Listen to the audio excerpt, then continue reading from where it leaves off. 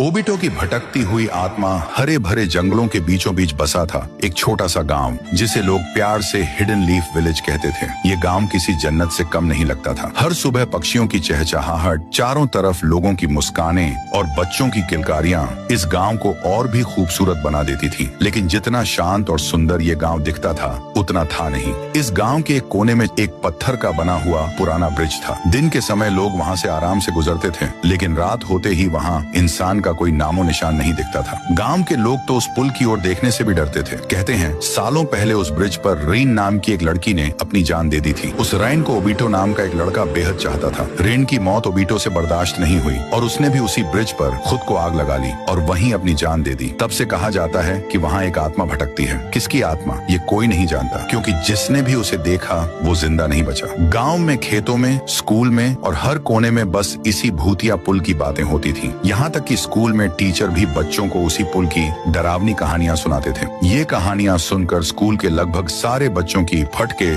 64 हो जाती थी। लेकिन दो बच्चे थे जो इन बातों को बस कहानियां मानते थे। उनके नाम थे नारुतो और राइस्टार। राइस्टार और नारुतो गांव के सबसे बहादुर लड़के माने जाते थे। दोनों हर वक्त साथ रहते थे और जमकर मस्ती करते। लेकिन एक दिन यही मस्ती उनकी मौत की वजह बन जाएगी, किसी ने सोचा भी नहीं था। हर दिन की तरह राइस्टार और उसके कुछ दोस्त स्कूल में खाली समय में छुपन छुपाई खेल रहे थे। लेकिन इस खेल में एक ट्विस्ट था। जो दो लोग पहले पकड़े जाएंगे उन्हें एक चैलेंज करना होगा। खेल शुरू हुआ। नारुतो और बाकी सब इधर उधर छिप गए। राइस्टार ने सबको ढूंढना शुरू किया। सबसे पहले उसे उसका दोस्त सस्के दिखा। उसने उसे पकड़ लिया। फिर थोड़ी देर में एक बॉक्स के पीछे छिपा नारुतो भी मिल गया। अब दोनों पकड़े जा चुके थे और अब बारी थी चैलेंज की। ज्ञान भाई, जो अब तक नहीं पकड़ा गया था, उन्हें चैलेंज देने वाला था। राइस्टार ने ज्ञान भाई से पूछा, बता क्या चैलेंज है इन दोनों के लिए। ज्ञान भाई मुस्कुराया और जो कहा उसे सुनकर सबकी फट गई। उसने कहा, मेरा चैलेंज है कि तुम दोनों आज रात 2 बजे उस श्रापित ब्रिज पर जाओगे और उसके बीच में खड़ी एक गाड़ी को छूकर वापस आओगे। ये सुनते ही सस्के का चेहरा सफेद पड़ गया। लेकिन नारुतो ने सीना ठोक कर कहा, बस इतना ही, ये तो मेरे बाएं हाथ का खेल है। रात हुई। चारों दोस्त नारुतो, सस्के, राइस्टार और ज्ञान भाई उस ब्रिज के पास पहुंचे। राइस्टार ने नारुतो से कहा, भाई अब भी सोच ले।